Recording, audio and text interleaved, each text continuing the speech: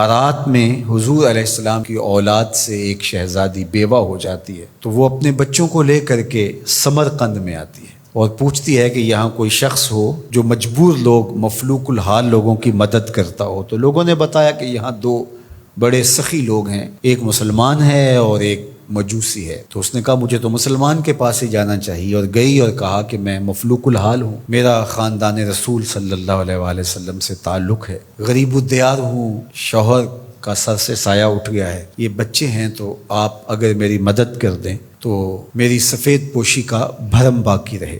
تو اس نے کہا کہ بہت سارے لوگ آتے ہیں اور اس طرح کی باتیں کرتے ہیں، تم بتا سکتی ہو کہ تمہارے پاس کیا ثبوت ہے خاندان رسول سے ہونے کا؟ تو اس نے کہا میں مفلوک الحال ہوں، بچوں کو لے کر کے ہرات سے یہاں پہنچی ہوں، تو میں شجرہ تو ساتھ نہیں لیے پھر رہی، بس میری بات پہ اعتبار کر لیا جائے۔ اس نے کہا کہ میں تیری بات پہ اعتبار نہیں کر سکتا۔ خیر وہ وہاں سے اٹھی اور اس مجوسی کے پاس چلی گئی اور اس کو جا کے بتایا کہ مفلوک الحال ہوں، یہ میرے چھوٹے یتیم بچے ہیں، میں رسول کریم صلی اللہ علیہ وآلہ وسلم کی اولاد سے ہوں، تو آپ اگر میری مدد کر دیں۔ تو اس نے انتظام کر دیا ایک چھوٹے سے گھر کا، اور جو ضروریات کی چیزیں تھیں وہ باہم پہنچا دیں۔ یہ بھی سو گیا اور وہ مسلمان تاجر بھی سو گیا۔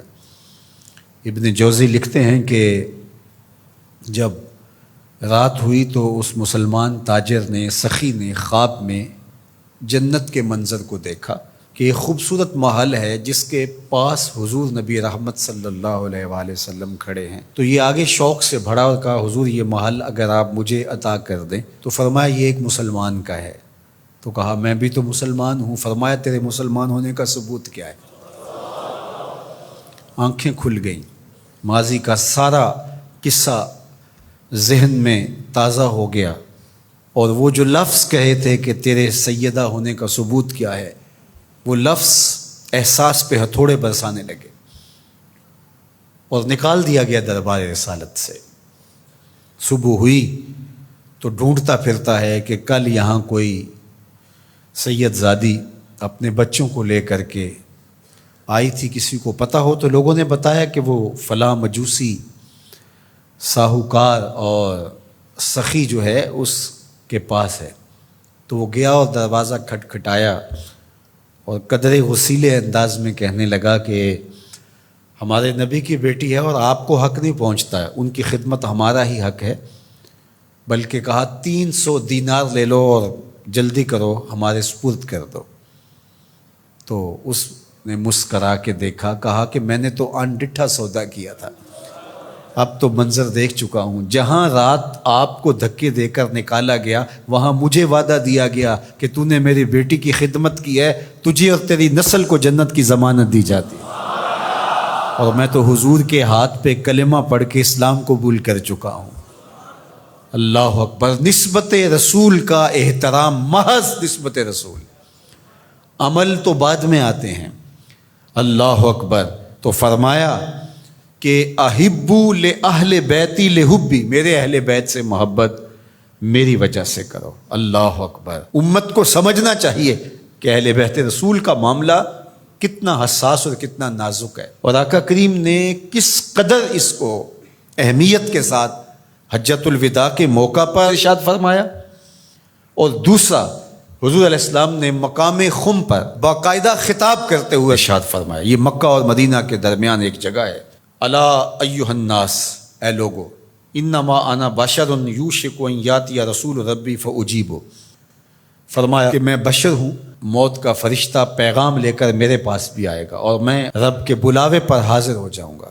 وانا تارک فیکم ثقلین، لیکن تمہیں تنہا اور لاوارث نہیں چھوڑ کے جا رہا، تمہارے اندر دو بھاری چیزیں چھوڑ کے جا رہا ہوں، جس کو میرے حضور بھی بھاری کہیں وہ کتنی بھاری ہوگی۔ اولہما کتاب اللہ، ان میں سے پہلی چیز کتاب اللہ، اللہ کی کتاب، فیہ الہدی والنور فخذوا بکتاب اللہ واستمسکوا بہ، اس میں ہدایت ہے، اس میں روشنی ہے، بس اللہ کی کتاب کو مضبوطی سے پکڑ لو اور اس کے ساتھ تمسک اختیار کر لو، جڑ جاؤ اس کے ساتھ، لپٹ جاؤ، چمٹ جاؤ اس کتاب کے ساتھ، اپنا ربط کبھی بھی قرآن سے ٹوٹنے نہ دینا، قرآن کے ساتھ اپنے تعلق باطن کو کبھی کمزور نہ ہونے دینا، اس کی تلاوت دن کے اجالوں میں رات کی تنہائیوں میں تمہارا معمول حیات رہے۔ فحث علی کتاب اللہ، حضور نے ابھارا لوگوں کو کتاب اللہ کے ساتھ جڑنے کے لیے، وَرَغَّبَ فِيهِ، اور ترغیب دی کہ اس کتاب سے وابستہ رہو، اس کتاب سے جڑو، اس کتاب کو کبھی نہ چھوڑنا۔ ثم قال، پھر ارشاد فرمایا،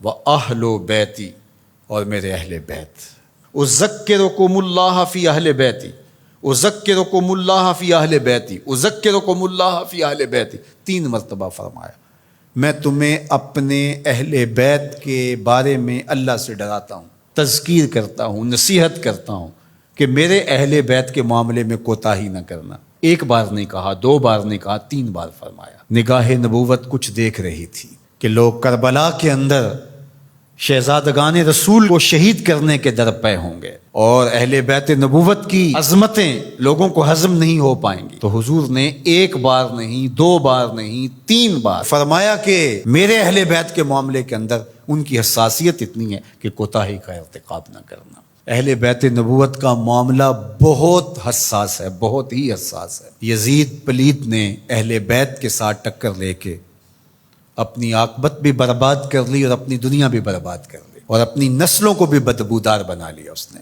یزید کا نام بدی کا استعارہ بن گیا، دشنام سے بھی بدتر، گالی سے بھی بدتر یزید کا نام ہے۔ حضرت امام حسین رضی اللہ تعالیٰ عنہ حق کا استعارہ بن کے ابھرے، اور قیامت تک ان کا نام زندہ، روشن، سرخرو، کامیاب اور بامراد رہے گا۔ رہتی دنیا تک حسین کے نام کا جھنڈا اونچا ہی رہے گا۔